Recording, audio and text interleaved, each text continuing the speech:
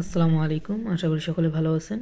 তো চট্টগ্রাম বিশ্ববিদ্যালয়ের আবেদন নিয়ে কথা বলবো। চট্টগ্রাম বিশ্ববিদ্যালয়ের আবেদন শুরু হওয়ার কথা ছিল আজকে, অর্থাৎ 2রা জানুয়ারি। আপনারা সবাই অধীর আগ্রহ নিয়ে বসে আছেন যে চট্টগ্রাম বিশ্ববিদ্যালয়ের আবেদন কেন শুরু হচ্ছে না। কেউ বলতেছেন সার্ভার ডাউন, কেউ বলতেছেন হাবিজাবি অনেক কিছুই, অনেকজনে অনেক কথা বলতেছে।